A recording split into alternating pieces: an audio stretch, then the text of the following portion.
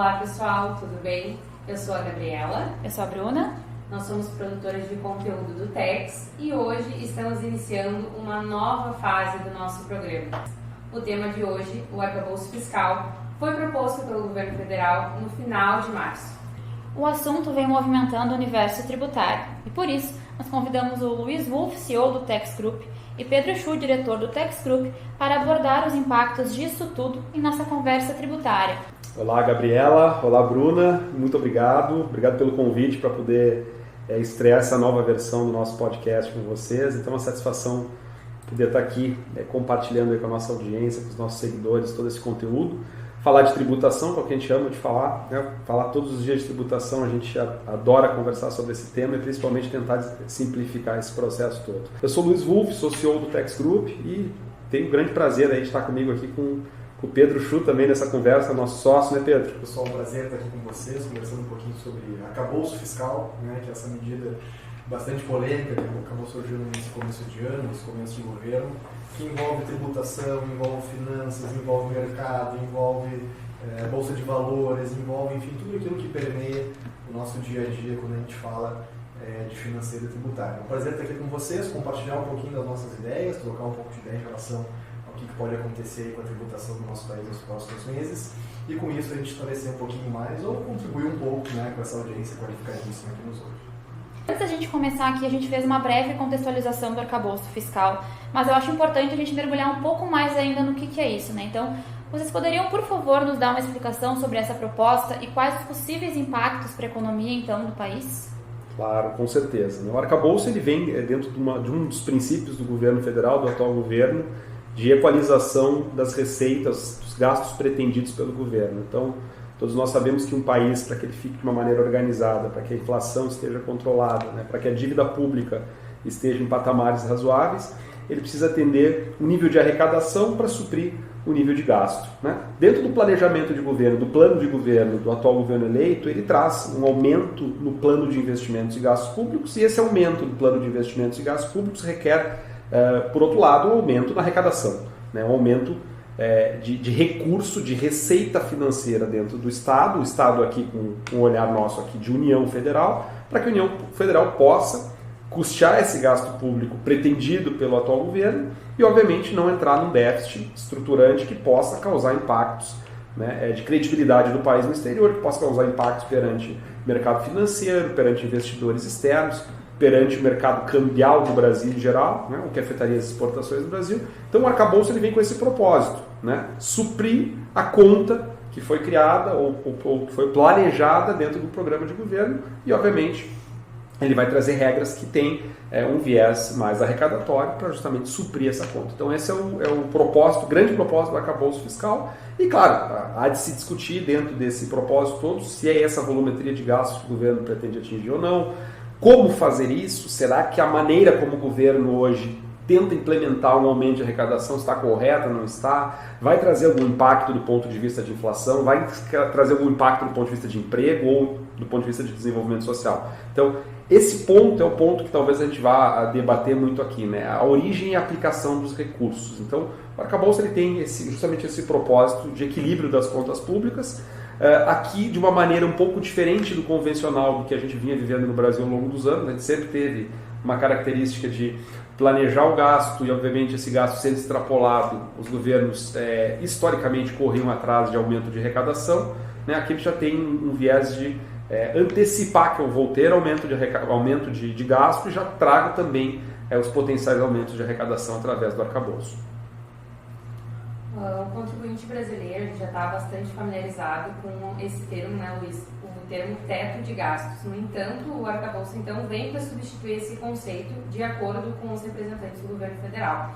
De que forma essa nova medida vai se diferenciar do que então já é conhecido como teto de gastos?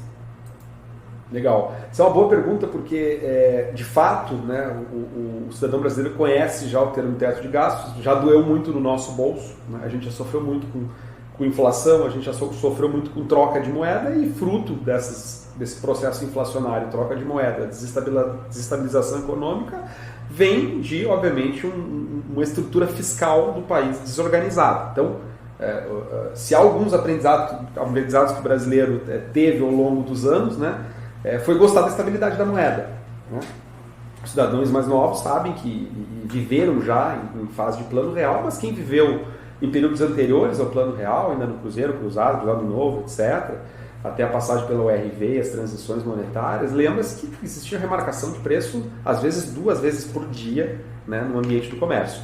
Então, quer dizer, ninguém gosta de conviver com isso. Né? Você começa o mês ganhando 1.000 e tem que terminar o mês ganhando 2.000, porque senão o seu poder de compra termina.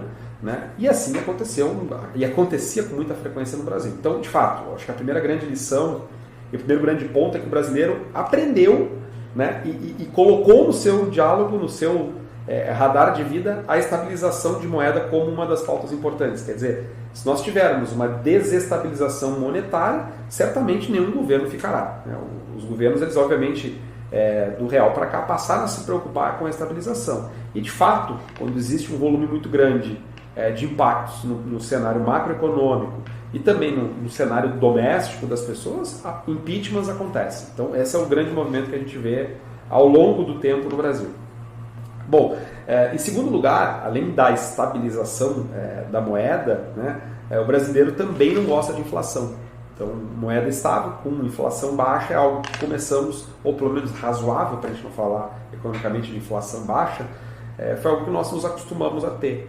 Então, quando o governo propõe, né, um aumento acima do teto, que é o desenho atual, esse desenho do arcabouço fiscal, ele é uma forma de reconstruir o teto, né? Existe um teto previsto do ponto de vista legislativo, constitucional, e esse teto, uma vez que já se sabe pelo projeto de governo que não vai ser atingido, o governo propõe refazer esse teto e traz e chama esse refazimento do teto de arcabouço fiscal, né?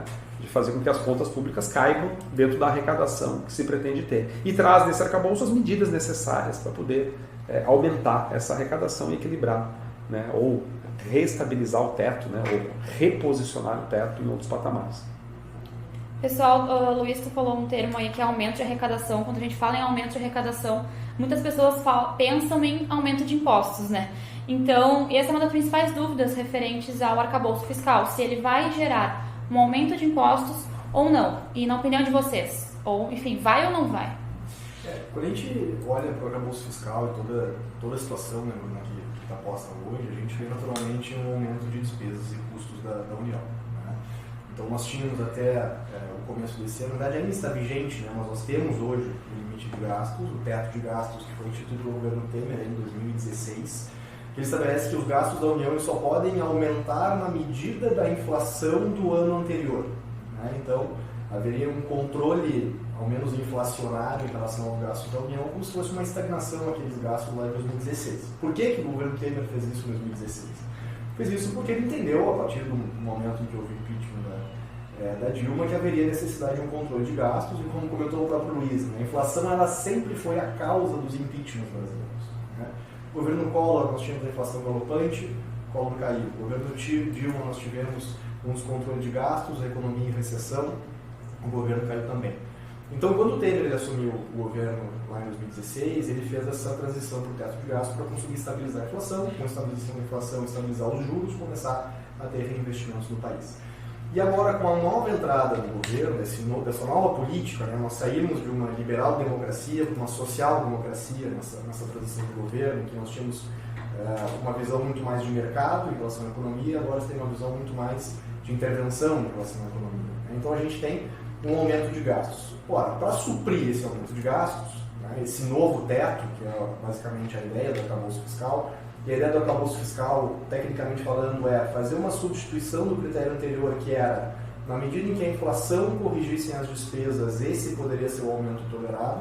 Agora a mudança é um pouco diferente. A ideia do arcabouço é que, na medida da variação das receitas do Estado, as despesas poderiam atingir 70% dessa variação. Então, digamos que aumente em 1 milhão a receita do Estado, poderia ter um aumento de 700 mil de despesa.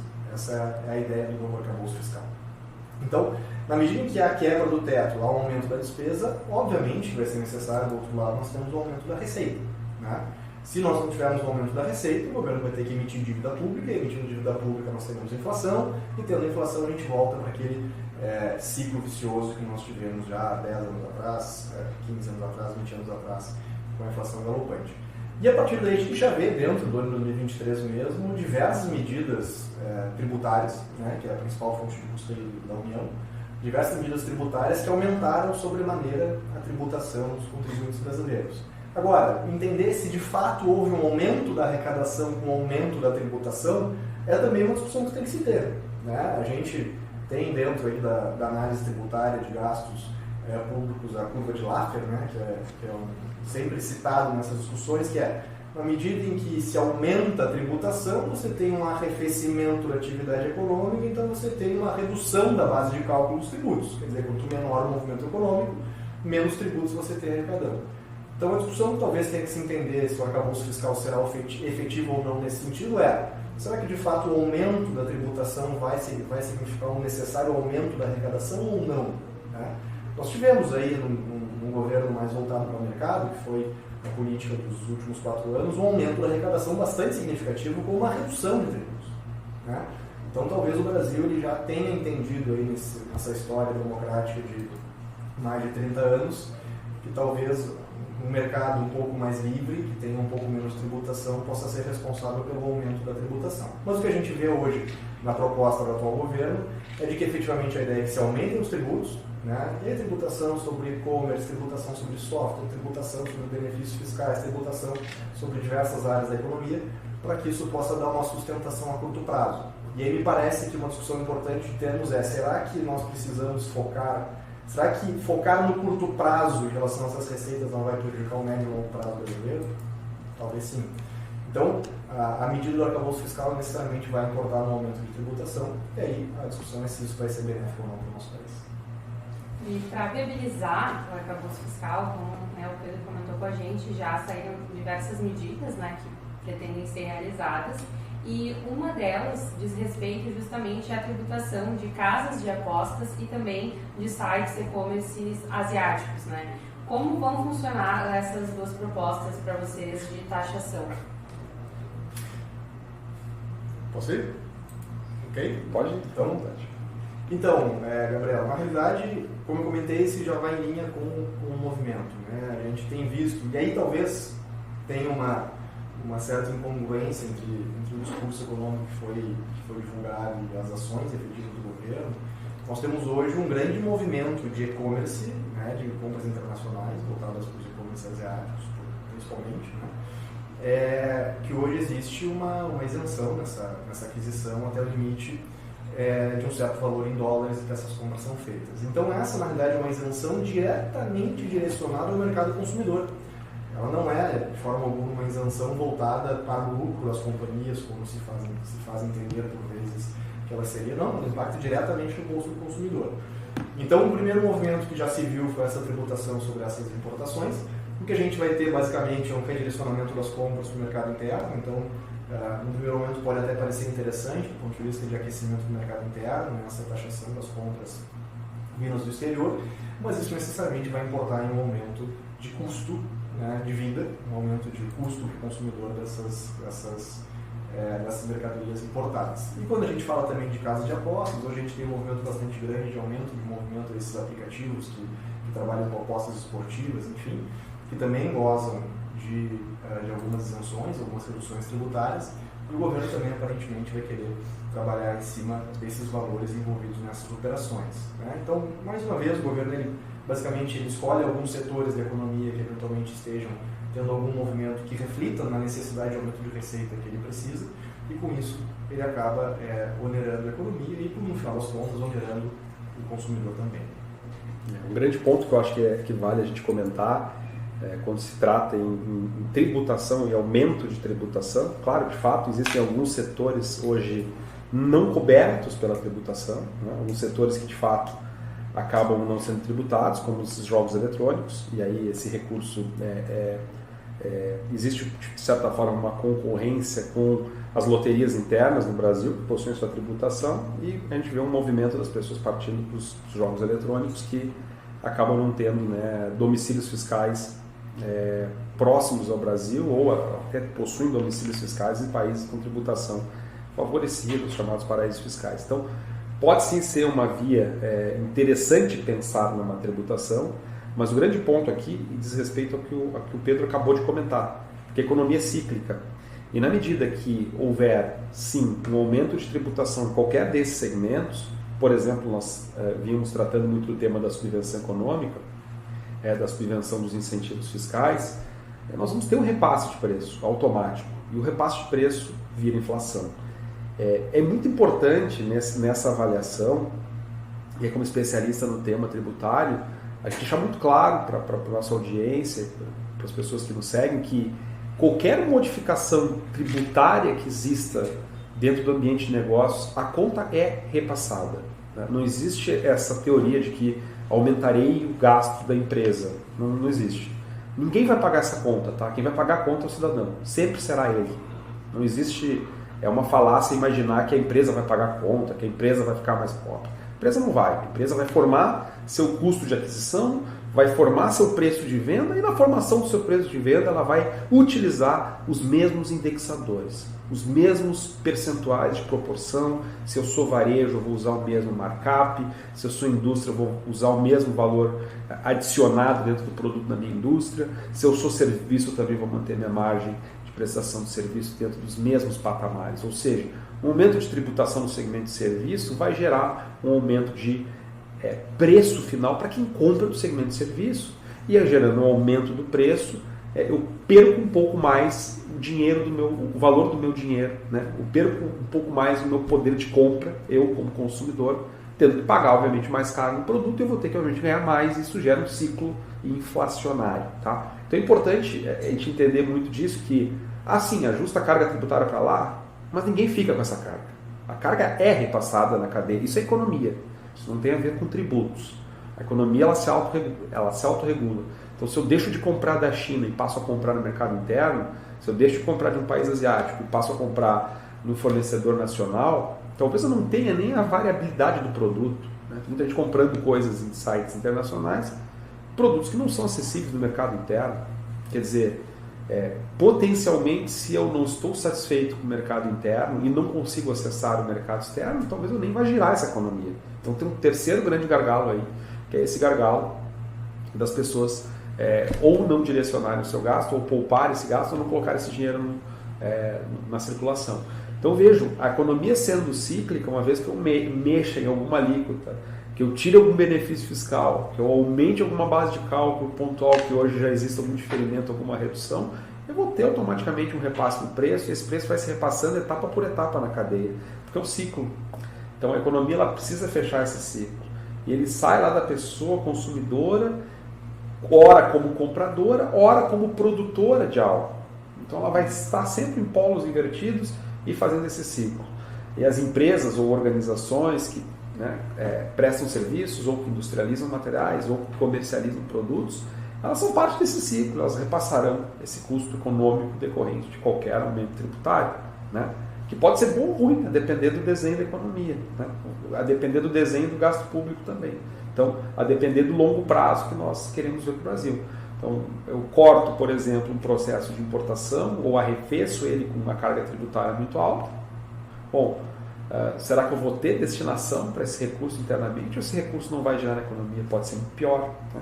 Então, esse cenário que a gente precisa observar quando a gente olha para tributos decorrentes, né, do arcabouço. Mas claro que sim, existem tributações que precisam vir, precisam correr, talvez não no ambiente do arcabouço, né?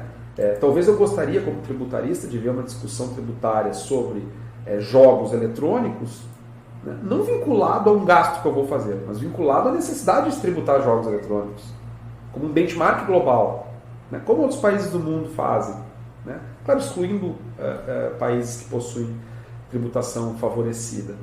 Então, esse é o ponto-chave, tentar não vincular estruturas de tributação nacional a gastos que eu queira fazer, né? Acho que o elemento principal sempre deveria ser o seguinte: qual o tamanho de Estado eu quero ter, né? Qual o tamanho de estrutura estatal eu quero ter? Que tipo de reforma administrativa eu posso fazer? Primeiro eu preciso entender de fato o que o Estado precisa ter em termos de tamanho, para depois eu ter certeza do que eu vou gastar, e não o contrário. Então, a gente está indo buscar o gasto, o recurso, para depois gastar, né? A gente está com os polos um pouco invertidos. E o gasto aqui ele não está vinculado. Então, a depender dos tipos de tributos arrecadados, ele é caixa único dentro do governo. E aí ele se torna totalmente discricionário, né, para aquela estrutura que hoje está gerindo esse gasto público. Então isso é importante de se entender, porque talvez nem o eleitor saiba, né, o que vai ser feito com esse recurso, nem o cidadão saiba o que vai ser feito com esse recurso. Né? Está todo mundo discutindo como chegar no recurso. Talvez a gente tenha que discutir antes o que iremos gastar com esse recurso, para depois buscar o recurso. Certo, e dando continuidade então aqui agora às medidas para viabilizar o arcabouço fiscal, também foi trazida a possibilidade de extinguir benefícios fiscais de setores que, abre aspas, possuem benefícios em excesso, fecha aspas. Quais seriam esses setores impactados e, na opinião de vocês, revogar esses benefícios não pode ter um efeito reverso e desestimular a economia? Nós temos uma corrente que parece muito forte nesse novo governo, do ponto de vista econômico, não só do ponto de vista econômico, do ponto de vista político mesmo, que é uma batalha muito grande entre o governo e o agronegócio. A gente tem isso de uma forma muito clara desse governo atual. Né? E hoje a gente tem, querendo ou não, um dos principais setores da economia e que realmente tem os principais benefícios fiscais da economia é o setor que envolve o agronegócio e a produção de alimentos. Né? Mas assim não é por questões óbvias. Né? E assim não é porque justamente são produtores de alimentos. O que historicamente se realizou na economia brasileira foi que esses setores eles teriam de fato benefícios fiscais de ICMS, como isenções, reduções de base, diferimentos, para justamente que o alimento, que a comida, chegasse de uma forma mais barata na mesa do consumidor. Né? Então, esse sempre foi o histórico voltado para os benefícios fiscais. Esse é um dos principais setores hoje que possuem benefícios fiscais e nós já sabemos, através pelas propostas de reforma tributária que tem tramitado no Congresso, que algumas delas têm como objetivo, algumas delas têm como item dessas propostas a exclusão desses benefícios aplicados ao setor de alimentos, no setor do agronegócio, que certamente vão levar a um aumento do custo de alimentação lá na ponta. Acho que um dos principais pontos que o Luiz bateu e comentou e que a gente tem que trazer é que o tributo ele nunca cai no bolso da empresa necessariamente, ele sempre é repassado para o consumidor final. Né? Então, na medida que esses setores que hoje o governo tenta de alguma forma retirar os benefícios, tiverem de fato os benefícios retirados, nós teremos certamente um aumento do custo na ponta. Né? Então, se o quilo de arroz hoje custa X, ele vai passar a custar X mais 2. Se o quilo de batata custa Y, vai passar a custar Y mais 2, né, com a revogação desses benefícios. Então a gente percebe que essa é uma das intenções do governo federal que certamente terão um efeito reverso, né, terão um efeito de aumento de custo dessa produção. E o aumento de custo da produção de alguns itens que são itens da cesta básica, me parece que eles têm inclusive um efeito bastante nocivo do ponto de vista econômico, de não só afetar as classes mais abastadas da sociedade, mas sim toda a sociedade, né? Inclusive classes que eventualmente têm um poder aquisitivo um pouco menor. Diferente de alguns outros produtos, eles são produtos que são de um valor um pouco mais alto, que realmente são classes A e B que acessam por vezes, né, com condições financeiras de acessar, a alimentação, combustível, eletricidade, gás e outros são itens que são destinados a toda a parcela da sociedade e acaba que afeta o consumidor com menor poder aquisitivo. Então me parece que sim, que a eventual exclusão desse tipo de benefício fiscal pode ter um efeito reverso. E aí, necessariamente, me parece que vai ter talvez uma resistência bastante forte dentro do Congresso Nacional, qualquer tipo de exclusão nesse sentido, mas é algo que é necessário olhar com bastante preocupação.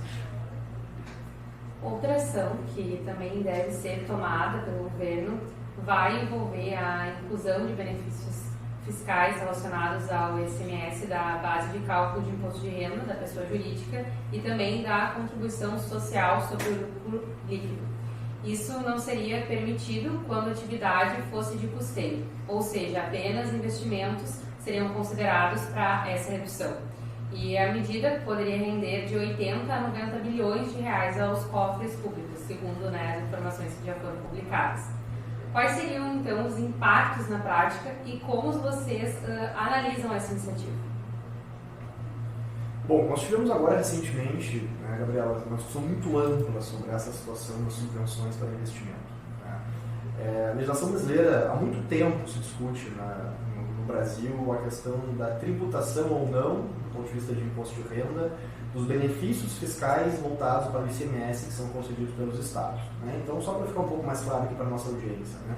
Um eventual contribuinte, uma eventual empresa, ela possui algum tipo de benefício fiscal do ICMS, como uma isenção, uma redução de base, um diferimento, por exemplo, que reduz o pagamento desse ICMS, e em razão dessa redução de carga tributária, ela necessariamente vai ter uma margem, um resultado, um lucro majorado em relação à situação caso ela tivesse recebido essa tributação. Né? E o que se vem discutindo há muito tempo é se esse resultado maior, esse resultado aprimorado nessa operação, ele deveria ser tributado por imposto de renda e contribuição social ou não. Nós tivemos lá em 2017 a Lei Complementar 160, que foi uma legislação publicada justamente para regulamentar essa matéria. Então, o que a Lei Complementar 160 ela trouxe? Ela trouxe a definição de que todo e qualquer benefício fiscal do ICMS, todo e qualquer ele, seja subvenção de investimento, ou seja, aquelas subvenções que antigamente eram consideradas como subvenções para custeio, elas passariam a ser consideradas como subvenções para investimento e, por isso, poderiam ser excluídas da apuração do imposto de renda e contribuição social, desde que fossem observados alguns requisitos. Né? Requisitos tais como a não distribuição desses valores como lucros aos sócios, de que todo e qualquer tipo de subvenção concedida por parte dos estados deveria ser ou convertido para um aumento de capital social da empresa, ou seja, reinvestido no negócio, ou para absorção de prejuízos, mais uma vez reinvestido no negócio.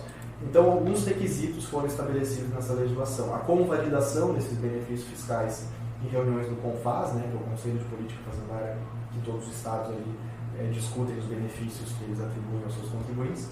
Então, ali foram estabelecidos alguns requisitos. Qual é o grande receio, aparentemente, para a União nessa discussão toda? O grande receio é que não fosse necessário respeitarem esses requisitos para fins de exclusão desses benefícios, dessas subvenções da base do imposto de renda e da contribuição social. Então, nós tivemos um julgamento, no dia 26 de abril ainda, bem recente, super recente essa matéria, por parte do STJ, em recurso repetitivo, ou seja, valendo para todos os contribuintes brasileiros. E o STJ, ele sedimentou aquilo que a Lei Complementar 160 já previa. Né? Então, o STJ ele disse que para fazer, que sim, é possível realizar a exclusão dessas subvenções da apuração do imposto de renda e contribuição social, mas que para isso deveriam ser respeitados lá os requisitos da Lei Complementar 160. E aí, aparentemente, nós tivemos um agrado a todas as partes. Né? A União divulgou matérias, discursos, o próprio ministro da Fazenda ele já se manifestou dizendo que foi acertada a decisão do STJ, e os contribuintes da mesma forma também entenderam que foi razoável essa decisão do STJ, porque a maioria dos contribuintes, a grande maioria dos contribuintes que de fato realizavam essa exclusão dos benefícios da base do imposto de renda, eles já constituíam a reserva, eles já seguiam os requisitos que a Lei Complementar 160 estabelecia. Portanto, essa foi uma discussão bastante complexa, bastante longa, que ao fim e ao cabo, me parece que acabou atendendo tanto a gregos e troianos, né? Então, deixou todos ali satisfeitos com a decisão final. Então, em resumo, né, o que hoje está definido na legislação e que me parece que depois dessa decisão do dia 26 de abril de 2023 ficará cada vez mais sedimentado, né? Que os contribuintes eles podem realizar essa exclusão, mas eles precisam respeitar os requisitos da Lei Complementar 160. E esse era o ponto que o governo federal dizia que equivaleria a 90 bilhões no orçamento. Né? Caso não fosse necessário respeitar os requisitos da LC 160, haveria um impacto de 90 bilhões no orçamento da União. Então ficou decidido dessa forma. Me parece que foi uma decisão bastante razoável e bastante acertada por parte do STJ. Além de tudo isso que a gente já comentou aqui hoje, tem outro assunto em paralelo que também tem em pauta, que é a reforma tributária, né? Então eu queria saber de vocês, avaliando as propostas aí que já foram divulgadas, quanto da reforma tributária passa pela aprovação do arcabouço fiscal? Legal, acho que esse é um ponto importante, né? Falar de reforma tributária faz todo sentido a gente conectar de novo, né? Os porquês que a reforma tributária até hoje, nesses mais de 30 anos onde se discute reforma tributária, até hoje ela não passou no Congresso Nacional. Né? Então existem razões muito objetivas e lógicas que fazem com que a reforma emperre ano após ano, governo após governo, né? Independente da sua ideologia de governo. Reforma, ela parte ou deveria partir de uma premissa de tamanho do Estado. Então, o que nós chamamos primeiro de reforma administrativa. O que muitas vezes ocorre, o que tem ocorrido e excepcionalmente nesse momento é a pauta número 1, existe obviamente um viés governamental de tentar aprovar uma reforma tributária, né, o mais rápido possível, para que possa se deixar um legado, para que também possa se otimizar a arrecadação. Então, misturar arcabouço fiscal com reforma tributária é bastante perigoso. Por quê? Porque o arcabouço ele vem com uma sensibilidade de aumento de teto de gastos, e a reforma tributária que o cidadão clama é uma reforma tributária que ela tem um viés de redução da carga tributária, né? Então, aqui eu dou um exemplo muito, muito simples sobre a reforma, para que todo mundo possa fazer uma reflexão, um raciocínio. A tributação hoje no Brasil ela se dá sobre 4 pilares, basicamente 4 grandes pilares, né? A gente vai tributar, em primeiro lugar, o consumo, que é a reforma tributária que se discute, ou que está em pauta lá na PEC 45 e na PEC 110. Eu tenho a tributação sobre a renda, que ocorre sobre os ganhos, sobre os salários, sobre os ganhos de capital das pessoas físicas. Eu tenho tributação sobre a folha de pagamento, tá? Então sobre INSS, sobre salários, colaboradores, etc. E eu tenho também a tributação sobre o patrimônio, ou seja, se eu tiver um veículo automotor, eu vou pagar o imposto relacionado a esse patrimônio. Se eu tiver uma fazenda, eu vou pagar o ITR. Se eu tiver um imóvel urbano, eu vou pagar o IPTU. E assim sucessivamente, e também os impostos que estão relacionados ao processo sucessório, né, em relação aos bens. Vejam que são 4 grandes pilares: consumo, renda, folha e patrimônio. E uma das coisas que a gente percebe primeiro, a premissa de discussão de uma reforma administrativa ela não ocorre. Ao longo desses 30 anos ela nunca ocorreu, e deveria ocorrer pré-reforma tributária. Por que precisa ocorrer pré-reforma tributária? Porque eu preciso discutir antes o que o município vai investir, o que o Estado vai investir, o que a União vai investir. De quem é a responsabilidade do quê? Quem responde por segurança? Quem responde por educação? Quem responde por saúde? É o município que paga a saúde, o posto de saúde, ou é a União Federal? Então, essa discussão ela é preliminar à discussão tributária. De novo, nós vamos colocar a carroça na frente dos bois. A gente vai discutir o quanto vai arrecadar e como vai arrecadar para depois ver o que gastar. No Brasil, a gente tem essa cultura perversa que é não planejar, não tem planejamento da coisa. Vamos ver quanto a gente vai gastar, quanto a gente consegue de dinheiro para gastar, e depois a gente organiza a parte de baixo. Quando na verdade deve ser o contrário. Nós vamos definir o que o município tem responsabilidade, o que a União tem responsabilidade, o que os estados têm responsabilidade. Isso é o que eu chamo de reforma administrativa, porque sabendo qual é a responsabilidade de cada um, a gente pode atribuir, né, parte desse recurso orçamentário que será arrecadado para cada um deles, de uma maneira proporcional e adequada. Senão hoje nós temos no Brasil 5.500 municípios, sendo que 1.500 municípios não são autossustentáveis. Eles não arrecadam o suficiente para pagar a conta da máquina pública do município. É muita coisa. 1/3 dos municípios não pagam sua própria conta. Estão no vermelho. Quer dizer, eles conseguem viver porque a União Federal vem e patrocina o município. Porque o Estado vem e dá um pedaço do ICMS para o município. Porque se não fosse assim, eles não seriam sustentáveis, né? Então, por isso que a primeira premissa é reforma administrativa. Eu preciso ter uma reforma administrativa, eu preciso discutir divisão de orçamento, de gasto, de responsabilidade entre os entes que compõem a União Federal. Lembrando que a República é composta por vários entes, os municípios, os estados e a própria União. Depois disso bem discutido, aí sim, a gente avança na reforma tributária e discute o que, na minha opinião, é o segundo pilar importante de ser discutido. É olhar reforma tributária sobre todas as verticais que eu comentei. Sobre a vertical do consumo, do patrimônio, da renda e da folha de pagamento. Porque eu não posso discutir consumo e hoje pensar numa alíquota do IBS ou do IVA dual a 25% ou 26%, e daqui 6 meses eu tenho uma reforma de imposto de renda e pensar uma alíquota de imposto de renda não de 27,5%, uma alíquota de 45%. Quer dizer, se a alíquota do imposto de renda vai ser 45%, eu não preciso ter uma tributação sobre o consumo em 25% ou 26%. Então, essa conta ela precisa ser calculada de maneira integrada, porque o sistema tributário é uno. Ele não é bipartido, tripartido, quadripartido em vários tributos e cada um faz o que quer com o tributo. Não é assim que funciona. Existe uma percepção do contribuinte de devolução disso. E na medida que a percepção do contribuinte não evolui, o contribuinte vai se insurgir contra a tributação. É assim que sempre aconteceu e sempre a história da tributação nos contou isso, né, desde a época de Cristo. Então, uma vez que um governo autoritário arrecada e não devolve, os seus cidadãos se voltam contra o governo. Então, a gente precisa ter um equilíbrio entre o que compra, o que tributa em consumo, o que tributa em patrimônio, o que tributa em folha e o que tributa em renda. ocorrendo um desequilíbrio ou ocorrendo uma aprovação de reforma tributária não concomitante de todas essas verticais, é um grande problema.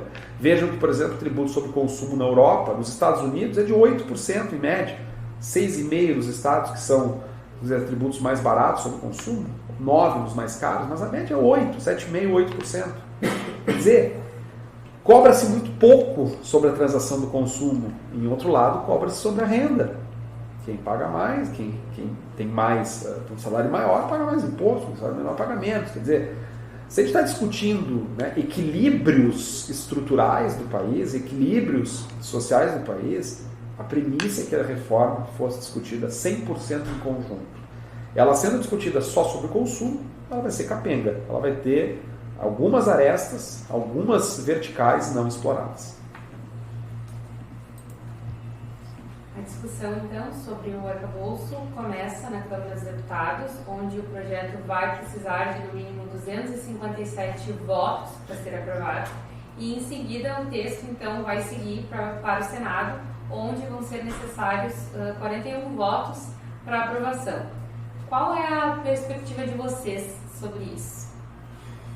Olha, Gabriela, eu tenho acompanhado bastante as discussões, seja entre economistas, tributaristas, financistas, empresários, até mesmo políticos, em relação à tramitação do arcabouço fiscal.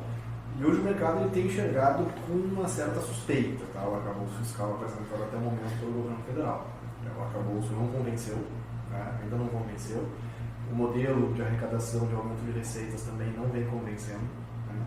A gente percebeu, na realidade, de 2023 para 2022, nós tínhamos um PIB positivo, né? E nós passamos a ter um PIB negativo em 2023 até o presente momento, e as projeções são de PIB negativo em 2023. Então, não parece que o aumento de despesas por parte do governo federal e o aumento de tributação por parte do governo federal serão responsáveis por conseguir aumentar o movimento econômico brasileiro, né, o nosso produto interno bruto. Então, o arcabouço ele vem sim sendo recebido com uma certa suspeita por parte da classe política, econômica, mercado, enfim. E entendo essa desconfiança em relação aos reais efeitos do arcabouço fiscal, me parece que seria necessário ter uma discussão um pouco maior, né? E vejam, aproveitando um pouquinho até o que eu nos trouxe aqui, né? Essa discussão é muito ampla, né? Ela não se resume então somente ao quanto de gastos que vai ser realizado ou qual é a forma de limitação desses gastos. É uma discussão que ela passa por reforma administrativa brasileira, ela passa por formas de arrecadação, ela passa por política fazendária, ela passa por qualidade dos gastos, né? A gente também não tem gastos de boa qualidade, né? Nós temos alguns gastos que são feitos de forma ruim, então será que o nosso problema realmente é aumento de gastos ou se o nosso problema é a qualidade dos nossos gastos? É uma discussão importante a ser feita. E nós temos no arcabouço fiscal um ponto que é a minha, que causa talvez um pouco mais de desconfiança, que nós temos algumas exceções ao teto. Né? Nós temos algumas exceções ao teto no arcabouço fiscal.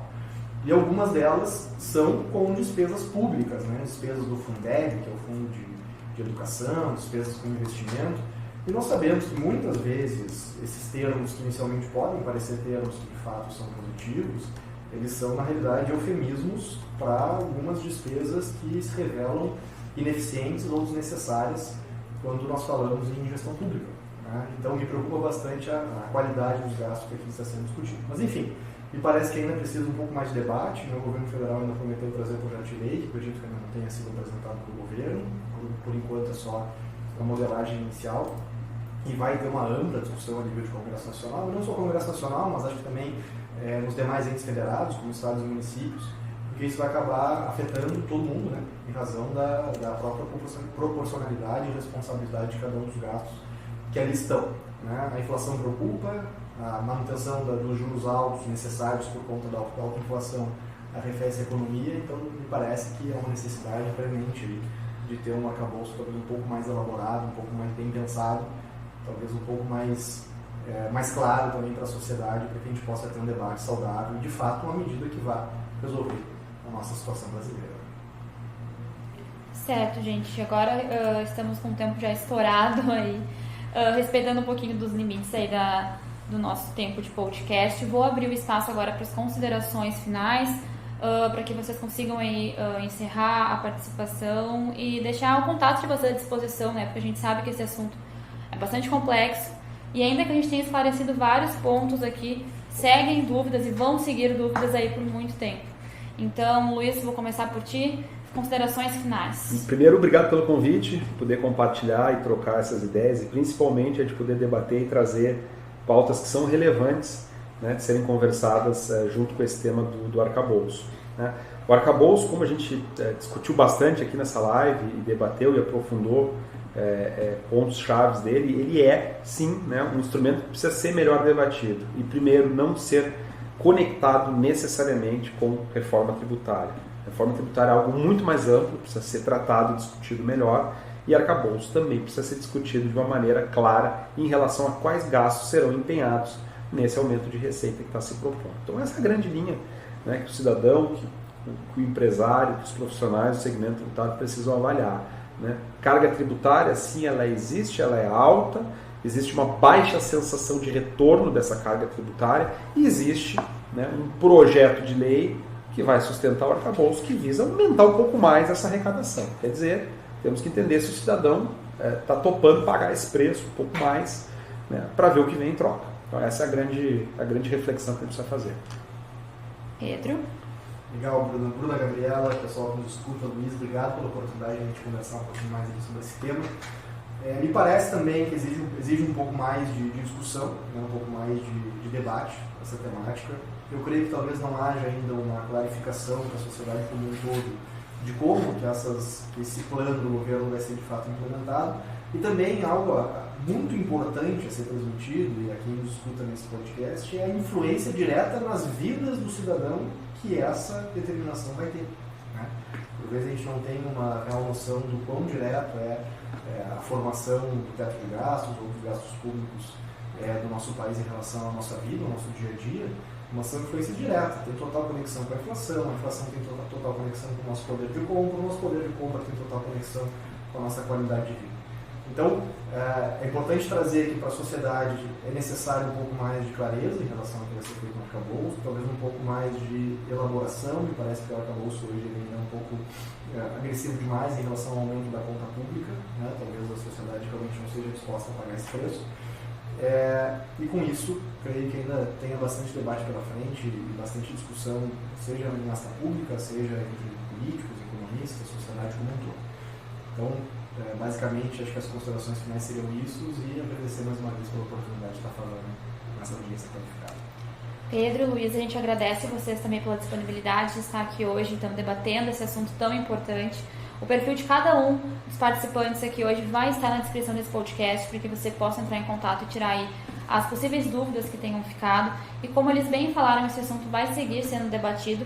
O TEVS Group vai seguir em cima disso, trazendo aí todas as informações sobre esse e outros assuntos importantes aí sobre o universo tributário. Então a gente te convida a seguir acompanhando os nossos canais de comunicação para ficar por dentro de tudo em primeira mão.